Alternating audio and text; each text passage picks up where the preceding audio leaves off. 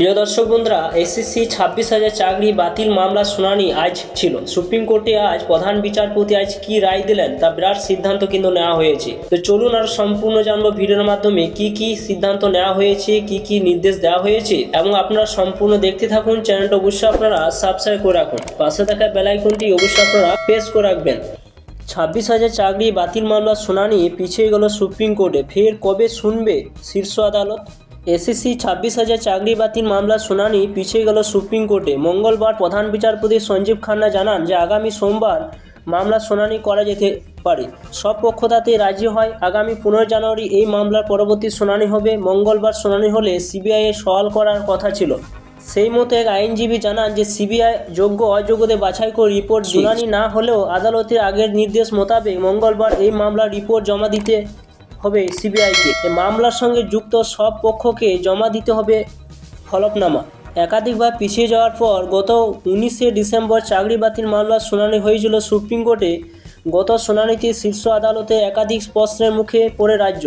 SSC সেই দিন শীর্ষ আদালত মূলত যোগ্য অযোগ্যদের চাকরি প্রাপকদের বাছাই করার উপরে জোর দিয়েছিল। সম্ভাব্য কোনো উপায়ে তা করা যায় সেই ইঙ্গিত দিয়ে রাখা হয়। যোগ্য অযোগ্য বাছাই করা না গেলেও পুরো প্যানেল বাতিল করতে হবে বলে জানিয়ে দেন প্রধান বিচারপতি বেঞ্চ।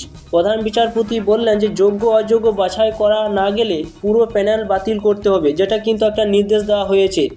অর্থাৎ রাজ্য সরকার নির্দেশ দেওয়া হয়েছে অযোগ্য এবং যোগ্য সেগুলো যদি বাছাই করা না যায় তাহলে কিন্তু পুরো প্যানেল কিন্তু বাতিল করে দেওয়া হবে। অর্থাৎ যে 26,000 যে চাকরি যে নিযুক্ত রয়েছেন সেই সমস্ত ব্যক্তিদের পুরোপুরি প্যানেলটা কিন্তু বাতিল করে দেওয়া হবে, এমন কিন্তু ঘোষণা করা হয়েছে।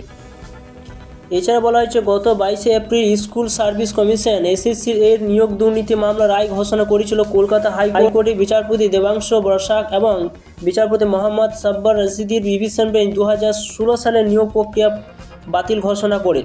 তার ফলে চাকরি যায় 25,753 জনে। যারা মেয়াদ উত্তীর্ণ প্যানেলে চাকরি পেয়েছিলেন, যারা সাদা খাতা জমা দিয়ে চাকরি পেয়েছিলেন তাদের বেতন ফেরত দেওয়ার নির্দেশ দেওয়া হয়। 4 সপ্তাহের মধ্যে 12% হারে সুদ সহ বেতন ফেরত দিতে বলা হয় ওই চাকরি প্রাপকদের। হাইকোর্টের নির্দেশকে চ্যালেঞ্জ করে সুপ্রিম কোর্টে গিয়েছিল রাজ্য সরকার। পৃথকভাবে মামলা করে রাজ্য শিক্ষা দপ্তর, এসএসসি, মধ্যশিক্ষা পর্ষদ। তারপর সুপ্রিম কোর্টে চাকরিহারাদের কয়েকজনও দফায় মামলা করেন হাইকোর্টের নির্দেশে। গত 7 মে সুপ্রিম কোর্টের তৎকালীন প্রধান বিচারপতি DY চন্দ্রচূড়ের বেঞ্চ চাকরি বাতিল মামলা অন্তর্বর্তী স্থগিতাদেশ দেয়। এক্ষেত্রে তৎকালীন প্রধান বিচারপতি যুক্তি ছিল, যদি যোগ্য অযোগ্য আলাদা করা সম্ভব হয় তাহলে গোটা প্যানেল বাতিল করা ন্যায্য হবে না, যেটা এখানে ঘোষণা করা হয়েছে। এবারে যেটা ঘোষণা করা হয়েছে যদি যোগ্য অযোগ্য বাতিল করা না যায় তাহলে কিন্তু পুরো প্যানেল কিন্তু বাতিল করতে হবে, যেটা কিন্তু নির্দেশ দেওয়া হয়েছে। তাই পরবর্তী শুনানি আবার রয়েছে 15 জানুয়ারি, এবং সেইখানে কিন্তু যোগ্য অযোগ্য যদি না দেখানো হয় তাহলে কিন্তু পুরো প্যানেল কিন্তু বাতিল হয়ে যাবে, এমন কিন্তু নির্দেশ দিয়েছে সুপ্রিম কোর্ট তরফ থেকে।